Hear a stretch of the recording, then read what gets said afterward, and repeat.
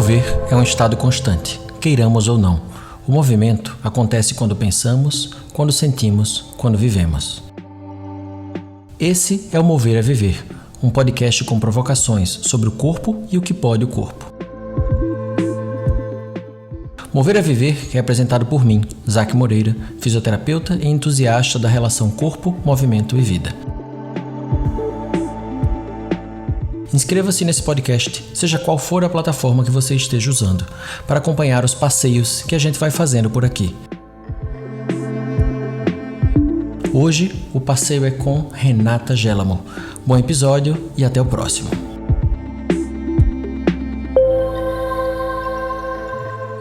Quantas vozes habitam a sua voz?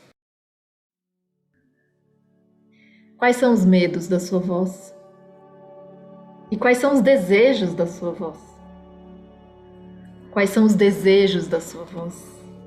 Quais são os desejos da sua voz? Estamos aqui com Renata Gelamo. Ela é fonoaudióloga, arte educadora e um monte de coisa. Vou fazer umas perguntas assim, não muito capciosas. O objetivo do nosso encontro mesmo é para a gente bater um papo e falar sobre movimento, sobre corpo. Que acontecimentos lhe moveram até onde você está hoje? Me conta um pouquinho dessa Renata Gelamo aí. Essa sua pergunta me fez viajar no tempo. Sabe que eu lembrei de um acontecimento da minha infância, que é um período de insônia que eu tive muito forte, né? Eu passava noites inteiras sem dormir e para me distrair eu ficava ouvindo os sons da rua, ou os sons, né, que apareciam na minha orelha. E aí eu brincava com esses sons, eu brincava de selecionar e escutar, por exemplo, o som dos insetos. Depois eu escutava só o som dos carros passando na rua, escutava som de vozes e assim passava a noite. Então, acho que esse é um acontecimento que na época eu acho que jamais pensaria nisso, né? Uhum. Mas eu acho que ele me fez aguçar a escuta, atentar, né, para esses sons que compõem o mundo, né? Que fazem parte da nossa vida. Então, acho que esse é um acontecimento muito importante. E também ligado à escuta e à voz, né, que tem tudo a ver com o meu trabalho, tanto a escuta quanto a voz, é essa escuta da voz da minha mãe, a escuta da voz da minha avó. Minha avó ouvia muito rádio e eu lembro dela cantar junto com o rádio. Então me chamava muita atenção essa experiência que ela vivia com tanto prazer, né? E tenho certeza que foram assim, dois acontecimentos da infância que me levaram a trabalhar com voz e a trabalhar com escuta. Outras coisas que foram acontecendo ao longo da vida, como ser convidada para cantar numa banda da igreja. Então, E eu gostei muito dessa experiência com a voz, né? É algo assim corpóreo, de você sentir o seu corpo vibrando e essa voz que chega, né, à escuta da outra pessoa e as pessoas vêm falar da sua voz. Então, fiquei instigada com esse acontecimento aí de pegar o microfone e cantar na frente das pessoas. E me levou, então, a pensar que eu queria trabalhar com cantores. Sim. Na adolescência, já fui pensando isso e descobri que o curso de fonoaudiologia era uma possibilidade de trabalhar com cantores. E na minha inocência, prestei, né, o vestibular achando que ser fonoaudióloga me levaria a trabalhar com cantores, que de fato me levou, mas o percurso foi longo. Então eu fiz a graduação em fonoaudiologia, mas lá eu encontrei uma fono mais voltada para patologia. Então esse meu desejo de trabalhar com cantores não era muito nessa graduação em fonoaudiologia, né? Então ali eu conheci uma voz que era mais essa visão organicista, né? E muito voltada para a doença, para a falta da voz. Um tanto insatisfeita, né, com esse modo de pensar a voz, eu fui buscando outros lugares. Então, fui cantar num coral, né, nessa época da faculdade, tem um outro acontecimento que eu acho que tem tudo a ver com o meu trabalho atual, né? Cantava como soprano, fazia solo, né? Depois eu virei preparadora vocal desse coral. Então tinha todo um trabalho ali voltado para esse cuidar da voz e também dessa voz num lugar de uma produção de belezas, né?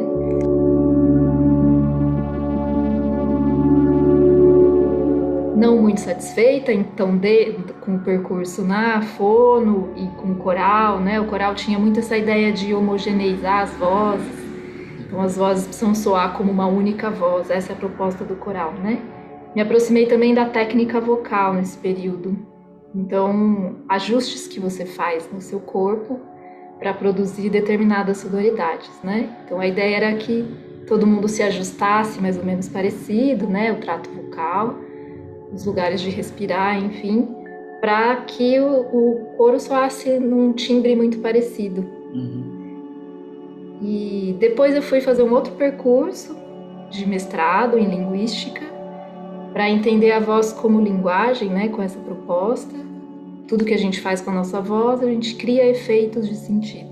Sim. Então também passando por um outro olhar, né, para a voz.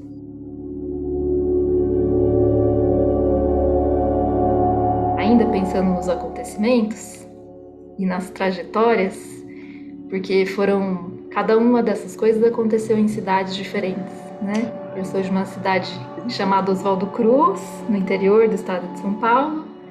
Fui fazer a faculdade em Marília, uma outra cidade do interior, e o mestrado em Rio Preto, uma outra cidade, São José do Rio Preto. Então a minha história ela vem permeada desses movimentos em busca de outros lugares, né? E aí, no meio do mestrado, eu falei, onde estão os cantores? Quero trabalhar com cantores, né, em busca daquele sonho adolescente. Falei, bom, os cantores estão em São Paulo, vou me mudar para São Paulo. E aí me mudei para São Paulo em busca, né, desse trabalho com cantores. E chegando aqui, onde eu moro até hoje, isso foi em 2005, eu queria, além de trabalhar com cantores, queria cantar também. Encontrei uma divulgação de um coral que estava com vagas abertas para soprano, né? E aí me inscrevi nesse coral. E aí sim veio um acontecimento que mudou completamente a rota, que foi um não bem grande que eu levei na cabeça. E esse não me fez acreditar que eu não tinha voz, né? Que minha voz não servia mais. O que fez com que eu parasse de cantar por 10 anos.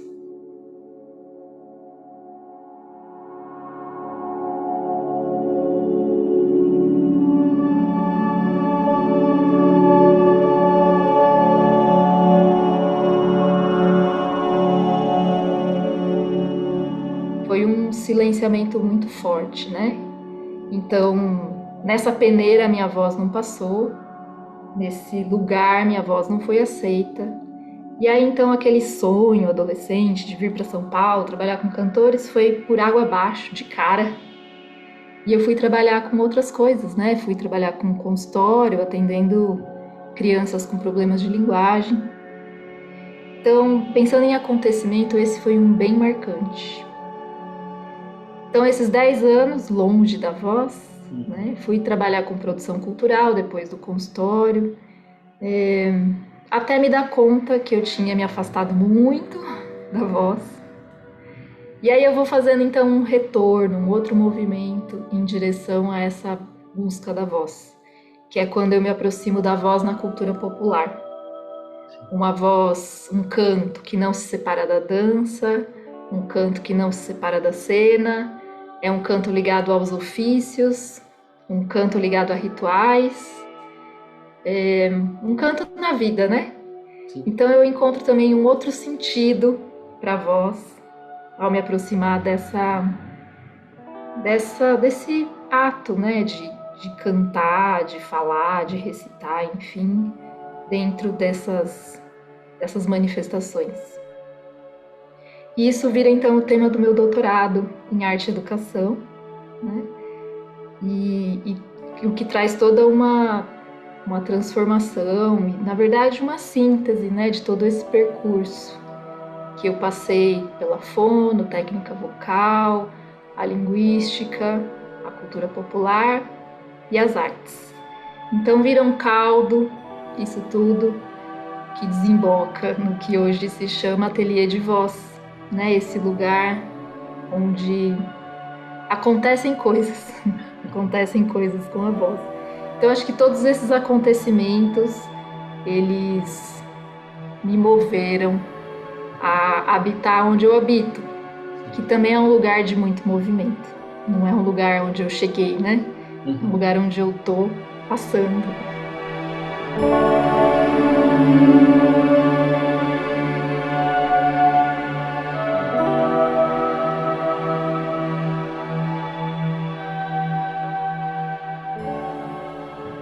Porque você traz muitos territórios mesmo, né? Físicos, geográficos, né? De mudança de estado, mudança de estado, no caso de estado corporal, de estado de arte mesmo, do que você está fazendo. Eu percebo umas certas semelhanças com uma trajetória minha, que é essa relação com a arte muito forte. Só que talvez a minha não tenha estado tanto voltado para isso, mas assim, em relação à voz, por exemplo, não, mas em relação ao corpo, sim.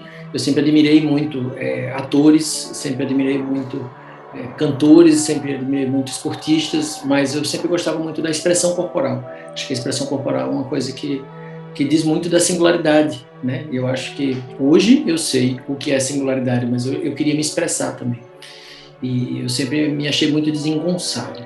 E aí, no final das contas, eu acabei procurando alguma coisa que envolvesse esporte, que era o cuidado com o esportista. No final das contas, acabou que eu trabalhei com Pilates durante muito tempo, mas hoje a minha ideia é de entender a singularidade do movimento a partir da pessoa comum, não do artista em si, entregar esse processo de arte para a pessoa que não necessariamente é artista. Só que isso dentro do ambiente terapêutico, né, que é a parte mais gostosa do processo, que a pessoa fica na dúvida se aquilo ali é fisioterapia ou se é outra coisa, né?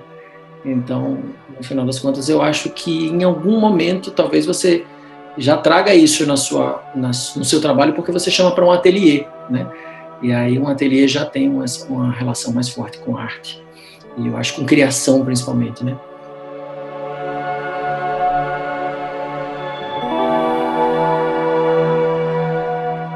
Essa é a chave. Eu fiquei muito tempo lutando contra essa ideia de que meu trabalho era terapêutico no ateliê de voz. Tanto que eu fiquei um tempo também sem dizer que eu era fonoaudióloga, né? Me aproximando mais das artes, eu falei, não, isso aqui é um trabalho artístico, de arte e educação, né? E falei, não é fono, negando a fono. Mas todo mundo me dizia, seu trabalho é terapêutico, isso aqui parece uma terapia. E foi me chamando muito a atenção essa nomeação do meu trabalho, até que eu assumi, enfim, né, que ele é terapêutico. E eu acho que isso que as pessoas identificam como terapêutico é justamente a possibilidade de criar. Exatamente. Que a gente tem muito ligado à arte, né? Mas eu acho que a criação nos mantém vivos, nos mantém vivas. A possibilidade de seguir criando. Seja lá o que for, criar esse gesto com o corpo, criar possibilidades com a voz, de outras expressões. Eu acho que a possibilidade de criar a voz na escrita, a possibilidade de se criar e se recriar, né? Criar outras narrativas. Acho que aí está a chave.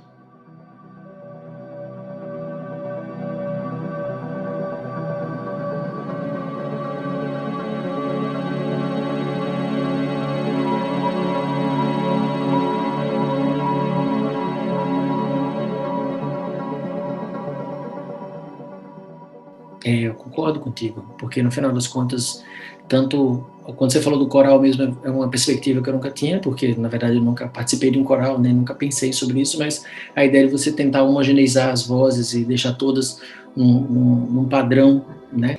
E quando você tenta homogeneizar um movimento macro, digamos assim, dos braços, das pernas, como é que você senta, como é que você domestica, você disciplina o seu corpo, você está fazendo a mesma coisa com sua voz, você evita vozes que saiam muito do padrão, porque aquelas vozes podem se incomodar outras pessoas e às vezes isso é bom e às vezes é ruim.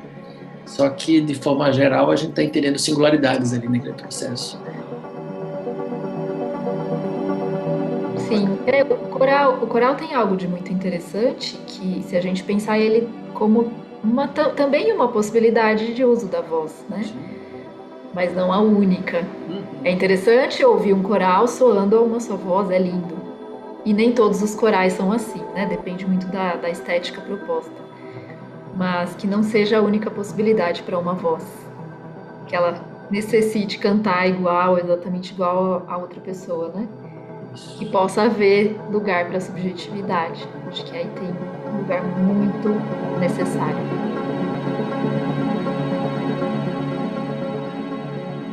Segunda pergunta para você em relação ao movimento também, só que agora trazendo de um que mais conceitual assim para você, o que é o movimento e em que lugar o movimento ocupa na sua vida? Pois é, eu não tenho assim uma definição, um estudo teórico a respeito do movimento, né? Eu vou muito mais pela intuição do que é o movimento, pensando até na própria voz, que é o seguinte: movimento para mim é vida. Onde não tem movimento, não tem vida. E fico pensando também que a voz é movimento. Sem movimento não tem voz. Movimento do próprio corpo, né? Do movimento do ar que entra e que sai. O mesmo ar que nos mantém vivas, que nos mantém vivos. Então parece que está tudo muito junto, assim. Também penso o movimento como deslocamento, como num oposto de uma cristalização, de uma paralisação. Também penso um movimento muito ligado à criação. Criar é movimentar, é deslocar-se de um lugar que às vezes te deixa nessa paralisação, nessa repetição, essa impossibilidade de vislumbrar outros lugares, outros modos de dizer, pensando aqui, né, na voz, pensando na fala. Então vejo assim o mover-se como uma direção ao gesto. Acho que aqui também tem um outro lugar interessante, que é pensar não só o movimento, mas um gesto, né? O Flusser, não sei se você conhece o Flusser, esse livro Gestos, ele fala que o gesto é isso que pressupõe uma liberdade, né? O gesto pressupõe uma liberdade. Que eu acho que aí venha isso que o sujeito pode fazer, né? Esse lugar da autoria, e que não está no lugar dessa repetição. Isso que a gente faz no dia a dia, meio sem pensar, né? Meio no automático. Então cairia num movimento repetido, né? E o gesto como esse que eu estou aqui ligando com essa possibilidade de criar, desse lugar da arte. Quando você fala da dança, quando você fala desse corpo do ator, né? Com esses movimentos, fico muito pensando que é esse lugar da criação.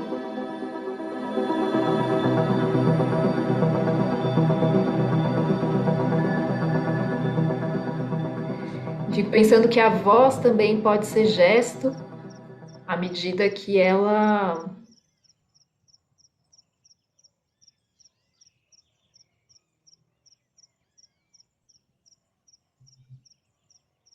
pode inclusive fazer essa pausa. E uma voz que não cai nesse lugar da repetição. Uma voz que pode escapar, que pode mover-se em direção a uma palavra que cria e não uma palavra que repete. Sabe aquela palavra cansada, que já está desgastada, né, de tanto dizer daquele jeito? Então a voz pode ser gesto, pode ser esse movimento em busca do gesto. Eu acho que o movimento ele é essa busca, no fim das contas. Essa busca que pode ser infinita, né? É um movimento de não pensar sempre igual. O pensamento também, né? Ele pode paralisar. Então, enfim, são devaneios. Eu não tenho nada muito formalizado a respeito. Ainda são ensaios a respeito do movimento. Às vezes eu me pegava numa falácia, no final das contas, que era de pensar que as pessoas estavam se movendo pouco. Mas, na verdade, as pessoas estão se movendo muito. Agora, eu acho que muitas vezes esse movimento, que você falou, movimento repetitivo, mas eu não sei se eu chamaria de repetitivo só repetitivo e inconsciente, em alma, talvez, sabe? Eu acho que a gente se move demais. Agora a gente se move e não sabe direito para onde, não pensa muito sobre o que está fazendo, mas a gente se move. Então, até pensando como fisioterapeuta, eu quando vejo as orientações para as pessoas se moverem, você precisa se mover, você vai fazer qualquer tipo de movimento, você vai fazer um movimento que não faz sentido nenhum na sua vida, você está se movendo, está fazendo bem para o seu sistema cardiovascular, sistema cardiorrespiratório, mas e para a vida? Aquilo ali está fazendo sentido? Então eu acho que o movimento ele precisa ter essa relação com a criação mesmo, não necessariamente que você precise ser um artista para aquilo, mas você precisa encontrar o espaço de criação no movimento. E às vezes a criação, que é uma coisa que eu queria, uma provocação que eu fui pensando, que às vezes a repetição leva à criação.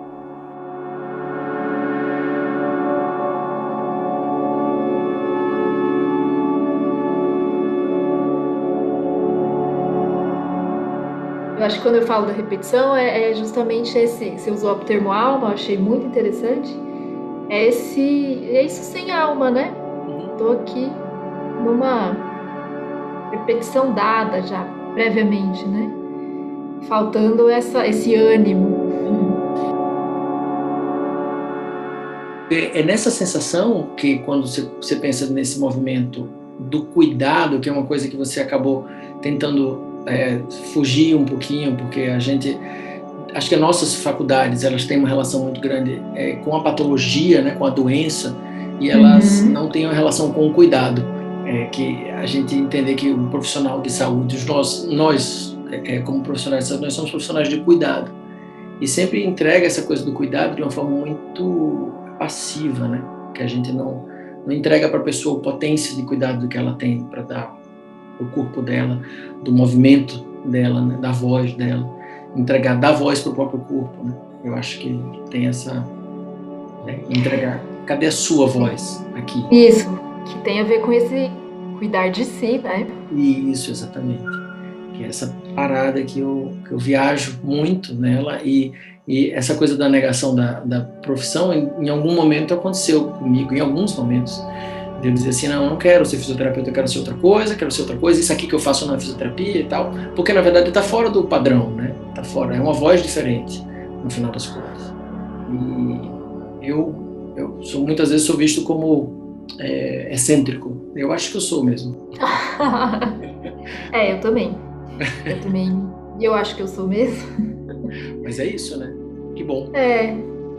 Mas enfim, acho que a gente pode ir construindo esses lugares, né? Que não necessariamente a gente precisa ser igual a todo mundo. É também uma forma de cuidar. Isso. Esse é um gesto, é uma autoria, é um trabalho autoral. Interessante você chamar de gesto.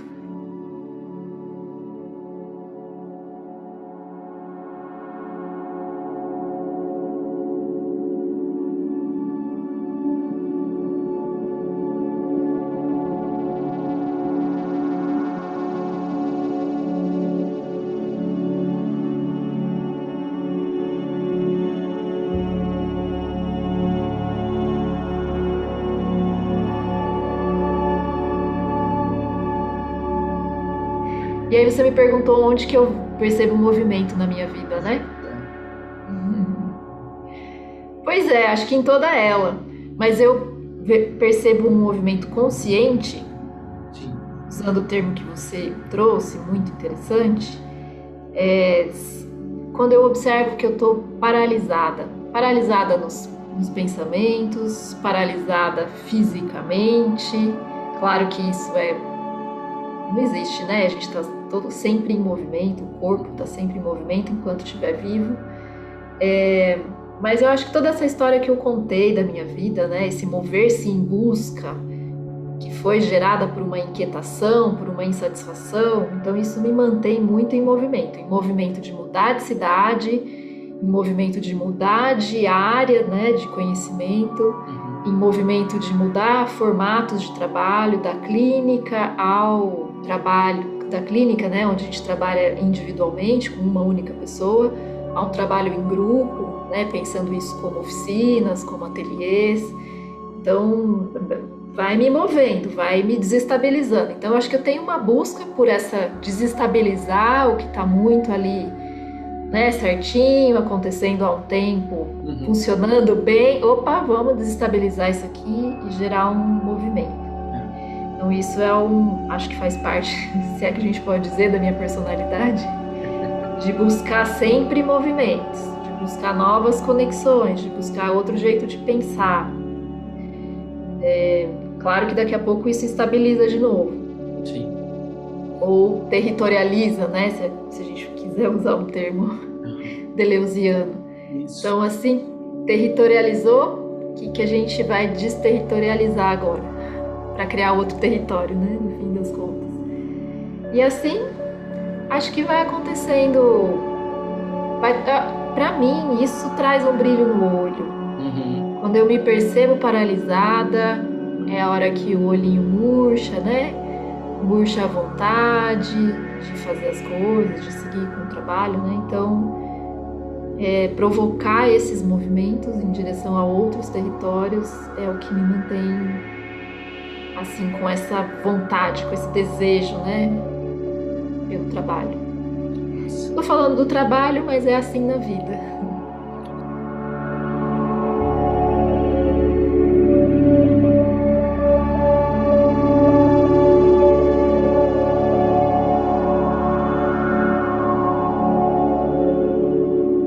Eu acho que tem um espaço que atravessa, né? Não tem jeito. Hoje mais do que nunca. Porque se não fizer sentido, a gente perde o brilho.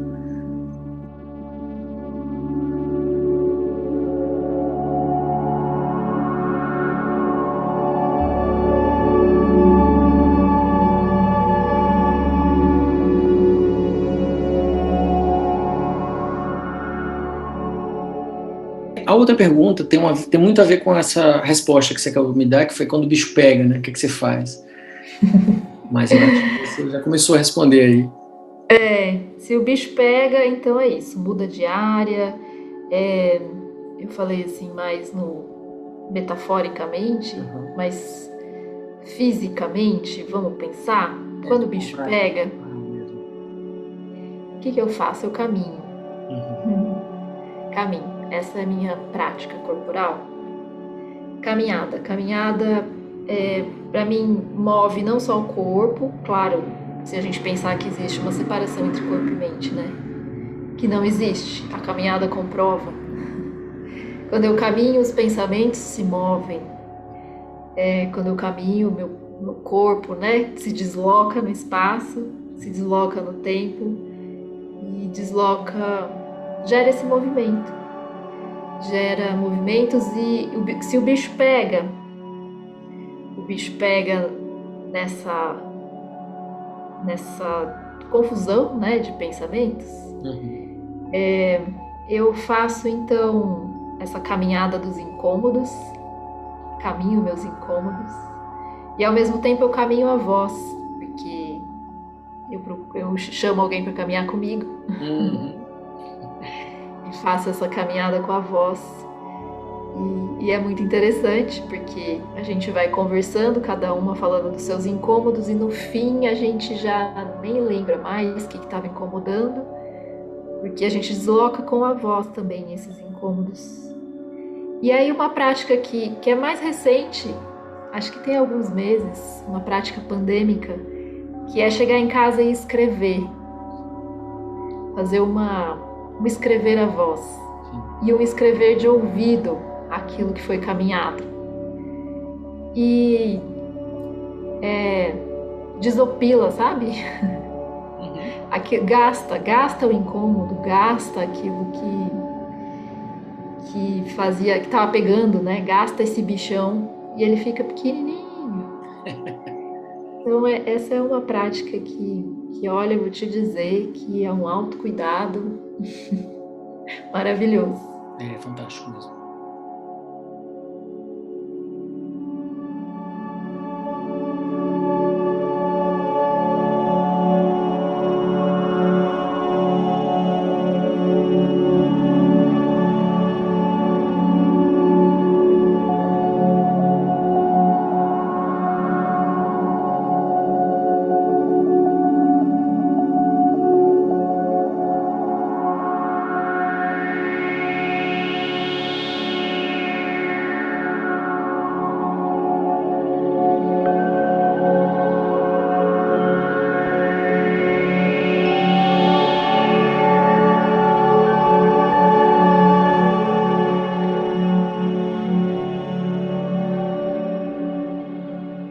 Eu gosto dessas escritas. Eu gosto de escrever também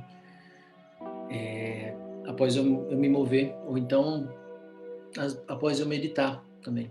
Eu medito, eu escrevo às vezes. Você falou de meditação, parece uma prática meditativa mesmo, né? Essa escrita automática, essa escrita do que vem, né? Essa escrita do fluxo. Antes eu viajava quando o bicho pegava. Essa era a minha saída, deslocar de cidade, né? Ir perto da praia, ir perto de um mato. Mas na pandemia isso tá bem difícil. Então, a caminhada no próprio bairro, às vezes eu faço caminhadas bem longas, 12 quilômetros, 3 horas caminhando. E aí gasta mesmo, e aí cansa o corpo. Então o corpo já também sente de um outro jeito, né? É bem interessante essa história da caminhada. Além da caminhada, se é um dia que não dá para sair de casa, eu faço aqui um trabalho de observar a própria respiração, de observar os movimentos que a respiração traz, né? De observar, fazer esse escaneamento no próprio corpo, identificar onde estão os pontos de tensão, de dor, né? De dar um cuidado, fazer uma automassagem. Tomo sol, se tem sol. Agora tá difícil, é inverno aqui. Faço algumas práticas de yoga. E o Qigong, que apareceu na minha vida, e eu tô apaixonada, né, por algumas práticas do Qigong. E uma dança, gosto de uma dança mais solta, assim, sem muito... que a gente chama de dança criativa, né? Dançar a partir da coluna. Então são algumas práticas corporais que me ajudam nesse cuidado, né?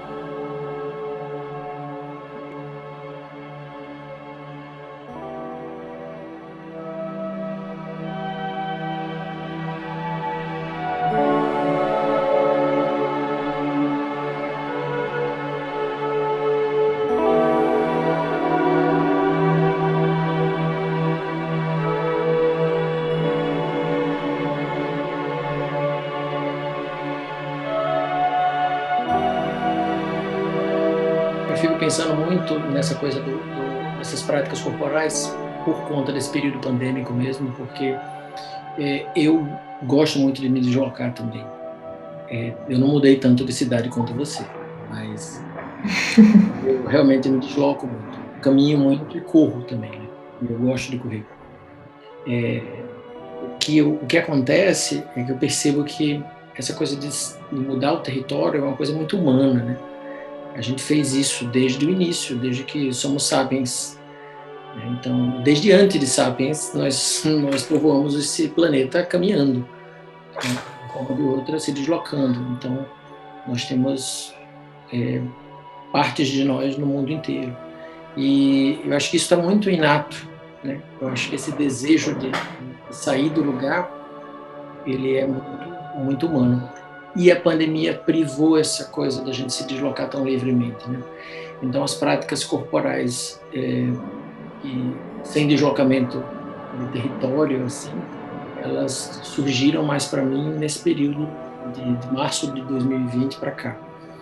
E aí eu percebo, só que eu senti uma necessidade muito grande de voltar, a me deslocar mais, correr mesmo, né? Aí é uma questão também de pensar que a corrida, para mim, ela limpa mais meu corpo do que uma caminhada. Apesar de eu gostar muito de caminhar. Mas eu moro em Aracaju, e Aracaju às vezes faz 30 e poucos graus e É uma corrida quente. muito quente. Agora, a gente está à noite, hoje é o primeiro dia de inverno de 2021 e a gente está basicamente com 27 graus. E está muito quente. Tá quente. Aqui tá 15 graus. Pois. Aqui em São Paulo. Exatamente. Então, caminhar nesse... Agora à noite está tranquilo, mas de dia e já sobe mais para 28, 30, 31, e aí a caminhada já não funciona tanto. Então eu gosto de fazer essas coisas de madrugada também.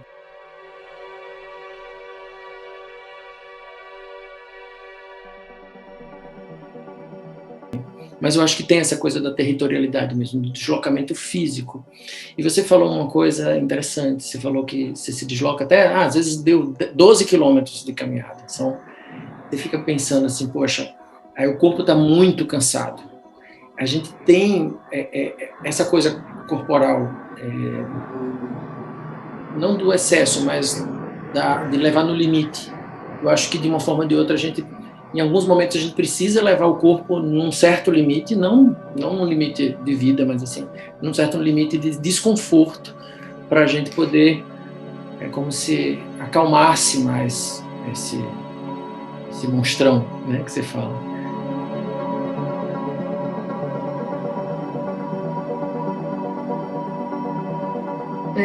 Olha só que curioso. Eu achei um trechinho de um livro que eu li, não sei se você conhece, Caminhar, uma Filosofia, do Frédéric Gross. Não sei se é assim que fala, acho que não, porque ele é francês. E aí ele diz assim, são 2 trechinhos incríveis. O primeiro é assim: é necessário caminhar muito tempo para reaprender a amar-se. E no outro trechinho ele diz assim: essas longas horas de caminhada esgotam as invejas e os rancores, um pouco como se dá com o luto e as imensas desgraças. Os velhos ódios ficam parecendo inúteis, fúteis. Quer mais deslocamento que isso?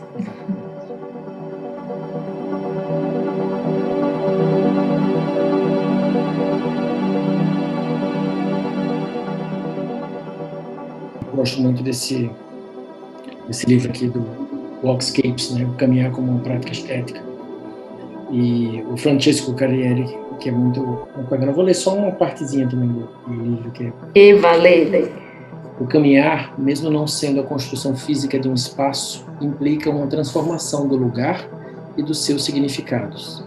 A presença física do homem num espaço não mapeado e o variar das percepções que daí ele recebe ao atravessá-lo é uma forma de transformação da paisagem que, embora não deixe sinais tangíveis, modifica culturalmente o significado do espaço e, consequentemente, o espaço em si, transformando-o em lugar. E aí tem uma coisa muito interessante nesse trechinho aí, que é falar essa diferença entre espaço e lugar, né? O lugar é esse que vem permeado pelos afetos. E o fato de você escutar esse lugar, se relacionar com ele, bom, já é um lugar, deixa de ser um espaço, simplesmente. E aí posso ler outro trechinho de outro livro? Virou esse momento citação. Ou grifa-texto. Que é o Grande Sertão Veredas, de Guimarães. Fala de atravessar. Acho que a caminhada traz isso, essa travessia, né? E tem uma repetição que sempre outras vezes em minha vida acontece. Eu atravesso as coisas e no meio da travessia não vejo. Só era entretido na ideia dos lugares de saída e de chegada. Assaz o senhor sabe. A gente quer passar um rio a nado e passa, mas vai dar na outra banda é num ponto muito mais embaixo, bem diverso do que em primeiro se pensou. Viver nem não é muito perigoso?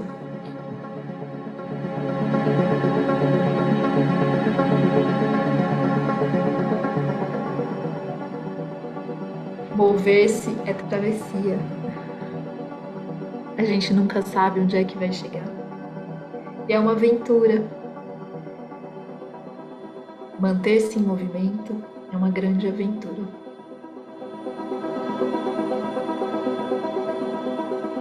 Que movimento você faz para inspirar outras pessoas a se mover? Faço perguntas. Essa faz parte, vamos dizer assim, se é que eu posso dizer, da metodologia do meu trabalho. Claro. É fazer perguntas. Assim como Paulo Freire, assim como diz João Cabral de Melo Neto, falando das arquiteturas, são perguntas portas de abrir, né?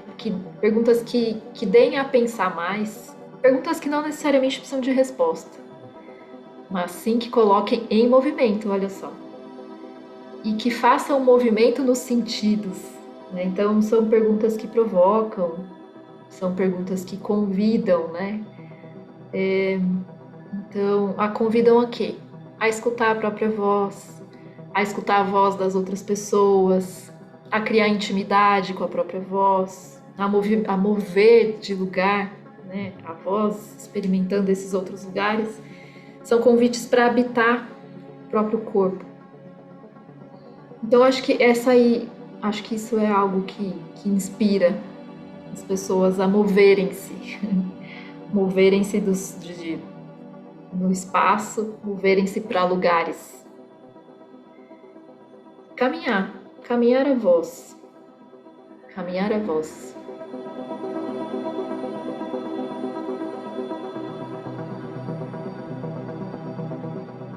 Eu queria agradecer muito a sua voz aqui. Eu que quero agradecer essa possibilidade. E sabe o que coloca a voz em movimento? A escuta. Sim. E você me escutou, e à medida que você me escuta, eu posso criar também. E fico feliz com esse encontro que é também arte. Sim. E admiro muito seu trabalho justamente por isso, por esse flerte com a arte, por essa visão do ser humano como alguém capaz de criar a própria existência. Isso é de uma beleza infinita.